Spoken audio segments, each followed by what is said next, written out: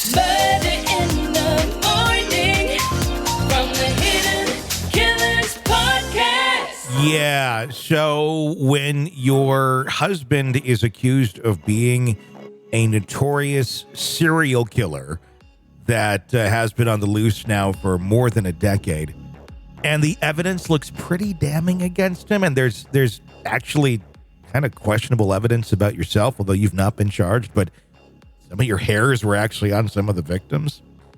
And you've been acting really weird the whole time since your husband was arrested. The police have not questioned you. You've threatened to sue the police. You've had no empathy whatsoever for any of the victims of these alleged crimes. And you're also implicated in some of the accounts from eyewitnesses over the last 20 years of maybe not necessarily having knowledge of him being a murderer, but being involved in some pretty dark, weird sex acts and parties and such. Whether they're true or not, they're all allegations.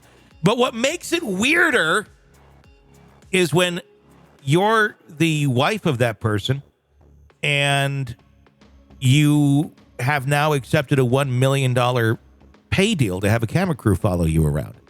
Boy. It looks a little shady. It looks a little bit shitty. And it surprisingly enough, upsets victims' families when it appears that you're profiting $1 million on the back of your husband who's convicted or who's been charged with these crimes. And you yourself look a little questionable as well. That you are going to make all this money and these people are struggling just to get a little bit of justice. But hey, now you got a way to make money.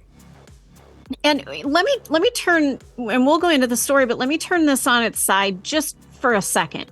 And I always say this, I always have to say this, that I'm not siding with his wife. Yeah. Her life has been absolutely turned upside down. Sure. And I do think at some point she was a victim of his, a different kind of victim.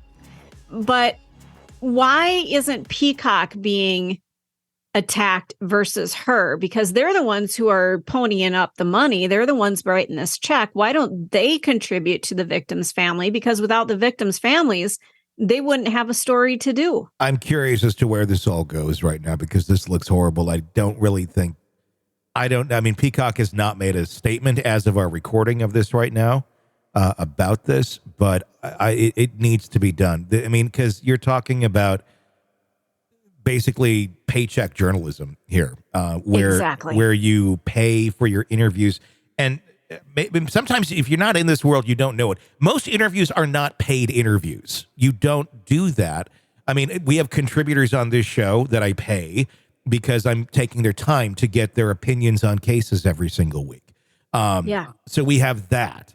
But if I'm going to go talk to a victim or someone that is involved in a case directly, not someone whose commentary I'm looking for, but I'm looking for their story, you don't pay them. And it's not a matter of disrespect. It's the optics of it. It looks horrible. If you're paying somebody for something to get information, then that could be construed in a weird way of like, maybe they're saying this because there's money involved. Professional journalism doesn't involve paying people to talk to them. It doesn't. Well, and that's the thing. Like with a testimonial, you have to say that you're being paid in order to state something. Yeah. So doesn't it fall along those lines a little bit? It gets weird, and I'm curious because it says Peacock. That's NBC. So is this out of the news division? Because this doesn't really sound like something that their news division would do. I don't know. Or is this out of like a documentary area? I don't know. I think the optics are extremely shitty. I'm wondering if we're going to get some backlash out of this where it's like, no, it's not Peacock or something. This all falls apart. I don't know. Going to be lying if I wouldn't say I'd fucking watch it. Of course I'm going to watch it. Oh, right. And that's just the thing. People are going to watch it. We're captivated by what the hell happened here. But we're captivated by the backstory, why it took so long. So it'll be interesting to see the angle that they're going to take. I would say this. My feelings are, look, we need to look closer into her. I think there should be a deeper investigation. Maybe they already did it. I don't know. It seems very bizarre that they seem at the very beginning to say, nope, nothing there. All good. Yet her attorneys say they've never talked to the police or she's never talked to the police. So how the fuck they know anything like that or wouldn't want to just get basic information out of her about life with Rex does not make any fucking sense. But let's say that everything is cleared on her and she is a victim, because she may very well be 100% a victim here. Just really not a good person when it comes to optics or giving a shit about anybody else than herself. Could be just a very malignant, narcissistic type person. I don't know. But the optics are horrific on this. If she is completely innocent of everything, it's her prerogative if she wants to make money on this. But if there does turn out to be some sort of, I'm not saying involvement in the murder, but knowledge of your husband's horrible behavior, knowledge of this or that, and allowing it to go on, every fucking penny of this should be going back to those victims' families then, not to you. It's all going to depend, though, where that lands, and I don't know that we're ever going to know the answer to that unless charges are actually brought against her and she's tried, which I would not be surprised if that actually ends up happening here. But innocent until proven guilty. There's nothing there right now, and I want to state that nothing's been charged. The state says she has nothing, but I don't know. I think optics are very bad. And refresh my memory here a little bit. The son of Sam laws. Yeah. You, as a criminal, you can't sell your story to make money off of it. Rex can. She is not the alleged criminal. No. She's the alleged criminal's family. So does that mean that she's far enough away that she can make money off of this? Well, obviously. I think they need to do an audit into this and take a look and see if this is going to be funding the defense of Rex Heuermann. And if that is the case, then I think that can go into play here and some of this can be blocked. And I hope to God, knowing John Ray, the attorney for some of the victims, I can't imagine his head's not exploding right now, and like 42 different colored hats have now flown off his head in the last couple of days. I was just going to say, he's got to be losing his ever-loving mind right now. I'm surprised my email's not blown up with his stuff. I will I will not be shocked if there's a lawsuit now that comes in against her for this, and Discovery is going to take a look at where that money can and cannot go. I don't know. There's a lot of ways of looking at this whole thing. We're going to be talking with a lot of guests this week and next about this very story and these very events. So I'm very curious to hear it from what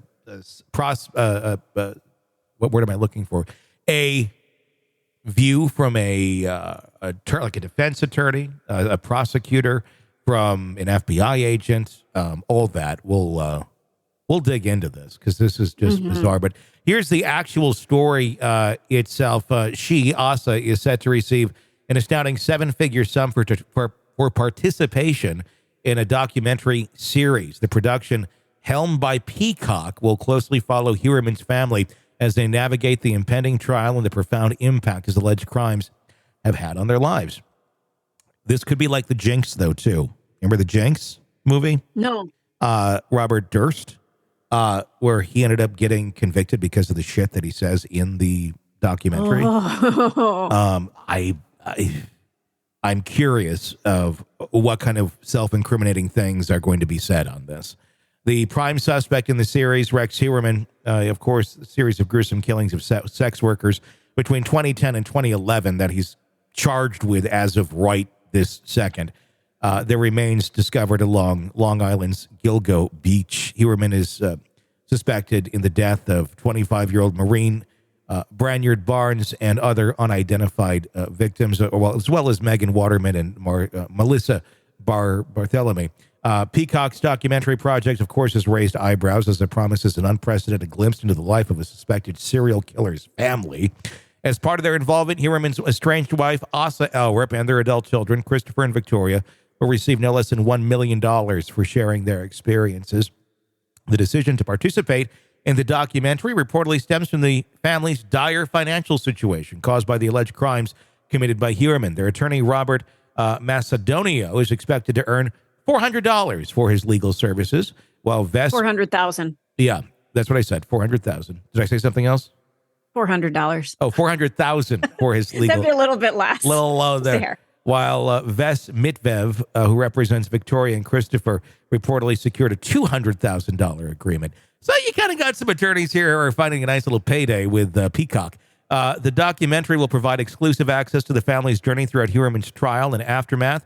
An insider close to the production revealed they will be filmed throughout the trial And after the trial's outcome, the family will tell their entire story and everything about their life with Heuermann exclusively to the documentary filmmakers. This is going to take a while. I mean, they're not going to get this series by, coming this spring. It's not going to be anything like that. This is going to take a long time. There's a reason why she hasn't talked to the media at all, because she has signed a major deal with a documentary crew. That's what Paula Forlich of News Nation has shared on this. Film crews have been observed following the family as they attended Heuermann's indictment hearing. Reminder of the high-stakes legal battle that is ahead. The accused murderer currently being held in jail pending his trial, the date which remains unknown at this moment in time. This is just, I don't know. I've already expressed my views on her of just being a shitty human being, I think, for lack of a better term. In the way that she's reacted to this, the lack of empathy, the complaining about police, complaining about this or that, and the attention, and now you have a fucking documentary film crew following you around. There is a lot of public interest in this case. I would like to know more about the family and things like that, but I don't know that I want to know it this way. I don't want it to be like a reality type show. This feels icky. Yeah. It really feels icky. And I don't think we're at a place yet where we can say, let's just follow this person around. They clearly have nothing to do with these crimes. I don't think we can say that yet. Yeah, I think you're right. And maybe that's half of what the documentary crew is betting on too, that maybe in the midst of all this, information is going to come about that may end up leading to, I don't know, charges. I could see that happening. The only thing I would say to Asa is you better be very fucking careful about what you say on camera if you don't want to be charged. Because even if you have nothing to do with this, things can be construed in weird ways, and producers have ways of getting things out of people. Yep. Whether it's necessary, and I'm not saying like digging something out that maybe you're trying to hide or something like that, but just expressing yourself in certain ways that may look incriminating. Because I can guarantee you the best thing that they want on this documentary is for her to end up behind bars before it's done. Oh, absolutely. And the other thing is, you're putting this out there into the public. The public does not abide by innocent until proven guilty. We are the first ones to look at social media and just see how somebody reacted to something and frickin' just throw them out. We're done. Mm-hmm. So anything she says, whether it's edited or not, people are going to judge her.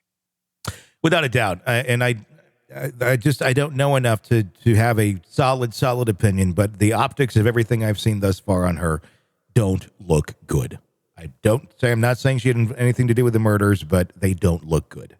It's just, and it may just be that. It may end at that of just, this is just not a great human being. I don't know. I don't. I mean, you're with Rex Heuermann for 30 some years of your, or however many years of your life. You're thinking this is a great guy to be with.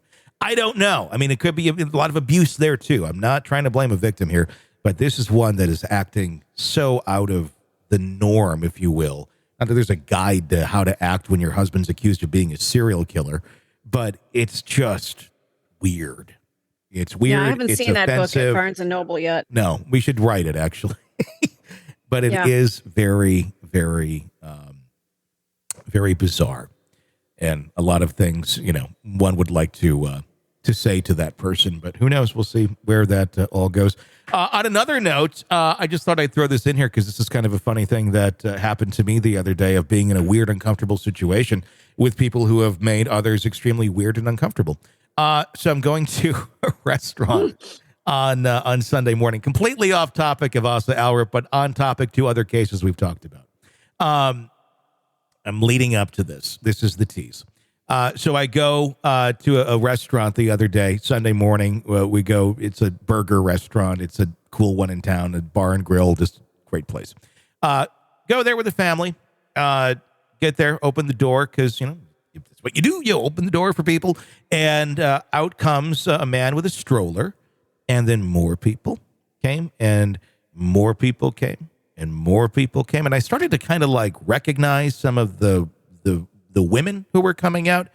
Not because I know them personally or anything like that, but it's just like they looked familiar. And my fiance's like kind of recognizing this too. And I'm holding the door. She's on the opposite side of me. And then she like just gives me this look like, you don't know because she can see who's about to come out the door. Then out comes of the door, Jim Bob Duggar. Uh-oh. Oh, boy. And I'm like, hey. What'd you do? Did you like extend your hand and go, hey, I've talked about you, man? I just pretended I didn't know who they were. Wow. I don't know if I could have done the same. Because what are you going to do at like 11:30 on Sunday morning outside of the burger restaurant? Be like, hey, let's have a conversation about IBLP. Let's sit down right here in the little bench. I'm curious. So when did it all start with Josh? Like, when did you know something was wrong? And what else? There's so much shit. And if you watch Shiny Happy People on Amazon, you have so many questions. And there's a lot of, there's a lot of darkness, it seems, that surrounds the individual leaders, Jim Bob, of these groups, and questionable parenting decisions, to say the least. But there was many of the daughters there that came out. I was nice. I was pleasant. Chatted with one for 2 seconds, and I'm just hoping to God they don't listen to the podcast at that moment or recognize me, because I'm like, I've not been a very big proponent of any of your family.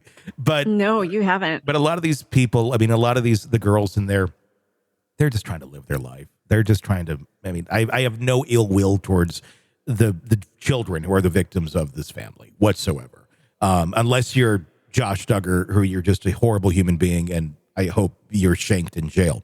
But other than that, I think anybody who's enabling the bad behavior, not a fan of. But so many of these people are just, this is what they were given. This was the cards they were dealt in life. And some are just trying to have some sort of relationship there. Some are not. To each their own. But I was surprised to see Jim Bob. And I was also surprised to know that I'm taller than Jim Bob as well. No, see, I wouldn't have guessed that.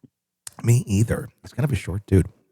But yeah, that's not what you expect Sunday morning at brunch. It's like, oh, hey, let's have a good burger. Oh, hey, look, it's the Duggars. Sick of the ads? We are too. Start listening with no commercials now and get access to all of our episodes in advance of everyone else. Become a True Crime Today Premium Plus subscriber on Apple Podcasts. Search True Crime Today Premium Plus on Apple Podcasts or go to our podcast page and sign up now. True Crime Today Premium Plus. Sign up now.